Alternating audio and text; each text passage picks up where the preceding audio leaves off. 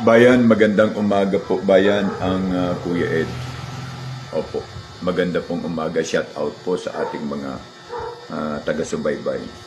Shout out po ang NACG, ang National Anti-Crimes and Corruption Group, headed by founder R.S.P. Tamaraw.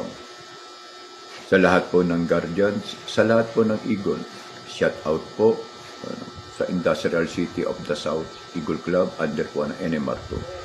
Shout out po sa lahat ng kasapi at miyembrong aktibo ng Karancho at ng Guardian.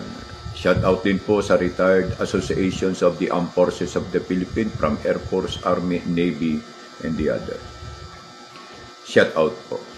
Shout out din po sa lahat ng OFW na ngayon ay ang siyang tanging pag-asa na lamang ng ating bansa.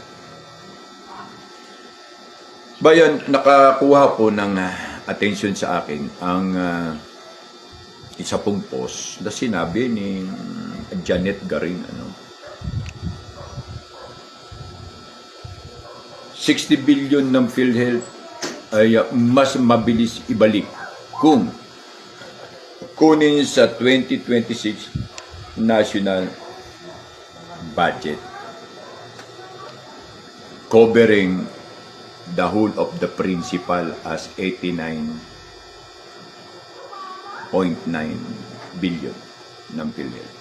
So, klaro, doon sa punto ng kanyang sarswela ng lintik na gobyerno na to, kung ibabalik galing sa national, wala na ang principal. Kung ibabalik galing sa national budget ng 2026 ang 89.9 billion, wala na ang principal. Nanakaw na ang principal. Di po ba?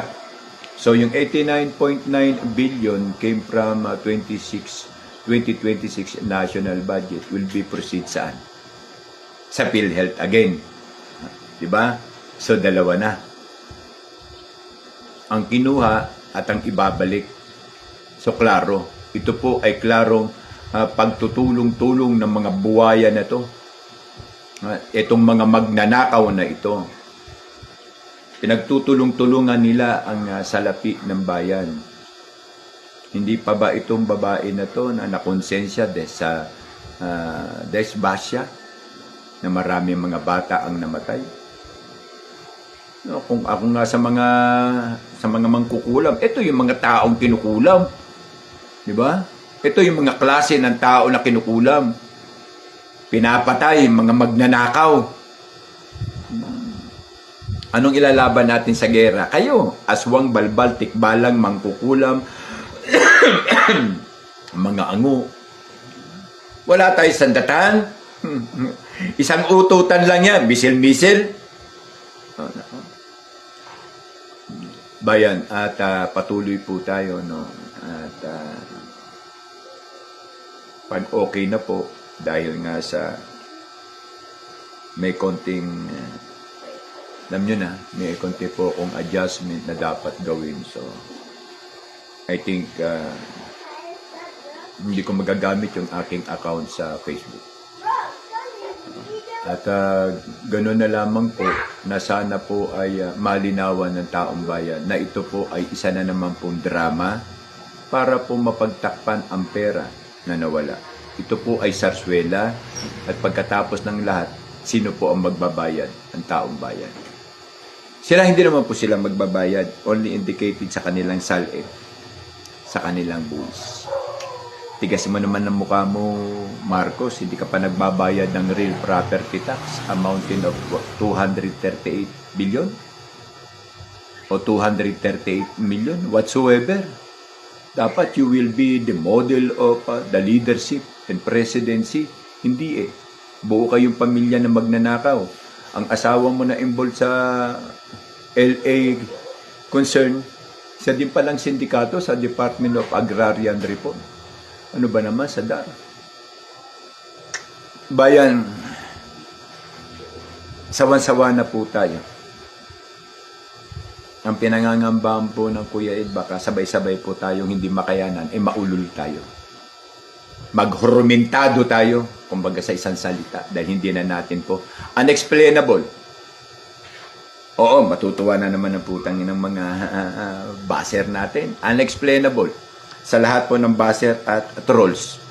Nasaan po ang 129 billion amounting of 25.5 ton na halaga ng pera na gold reserve? Hindi po yan kay Marcos. Hindi po. Di 500 billion o 800 billion sa 500 sa billion sa Maharlika, 90 billion sa PhilHealth, 800 billion sa Ghost Project o sa tinatawag natin floodway control, and the another 500 billion sa Ghost Project, 62.5 sa SS, 62.5 billion sa GSIS, 117 billion sa PDIC, and then the other 28.8 billion doon sa bank loan and etc. Tayo po ay meron pong 17 trillion na utang. Plus yung 926 billion.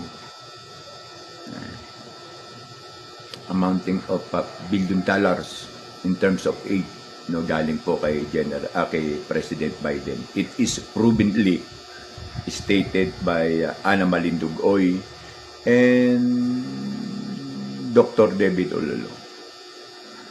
In concern for the EDCA, dahil po naggigirihan na, ang giring-giri na ang dalawa.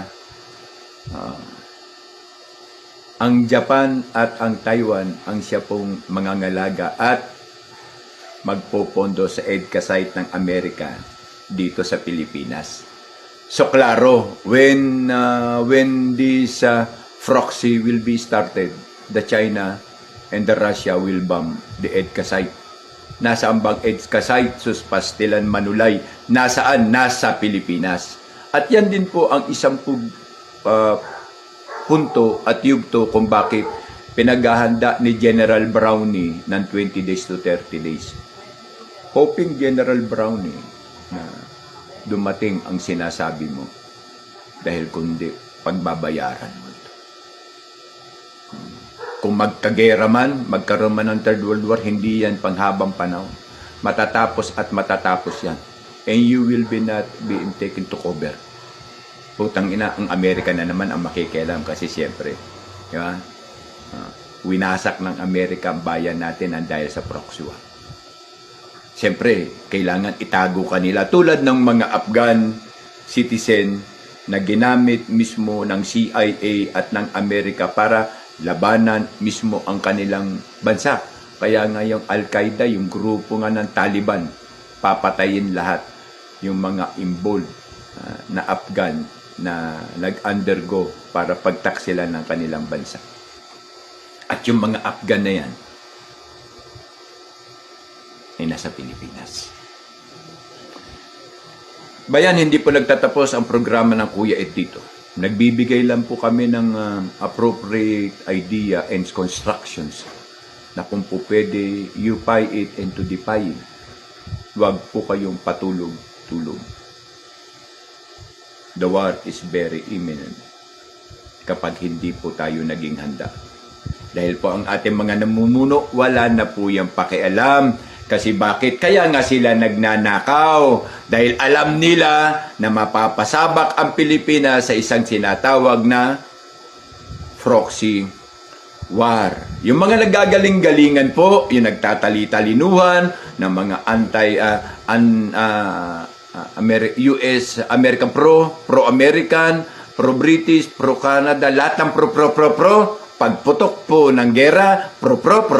Ang aabutin po natin pare-pareho. Wala pong magmamalasakit sa bansang Pilipinas, hindi po ang Japan, hindi po ang Taiwan, at hindi po ang Amerika, at ang nasa Europe. Even the United Nations will no longer help us. Why? What happened to the Ukraine? Anyone Pilipino na mga nagmamagaling na mga trolls at saka mga loyalista? Anyone know what happened to the Ukraine? devastating. And then what happened? Yung sinasabi mo brownie, chuchu, brownie, nasaan na? Yung sinasabi mong alay, itinaksil ng Amerika ang Ukraine. The same character and procedure when Donald Duck administrations to comply it in connection with the CIA. Huwag po sanang magpauto, pero wala na pong pagkakataon pa para intindihin tayo ng mga putang inang mga leader natin ng bansa ng mga magnanakaw sa salapi ng bayan dahil ang gusto nilang mangyari ay makatakas sa kanilang obligasyon. Okay po ba yan? Muli po ang ating pong Kuya Ed, no? At hoping one day magsama-sama po tayo for the final. Opo, dahil medyo alam nyo na, drastically, there is something beyond the TikTok and there is also something beyond the meta. Ang conclusionary for this one. Okay po, ang Kuya Ed TV po, sana hindi tayo maging tanga dahil hindi kami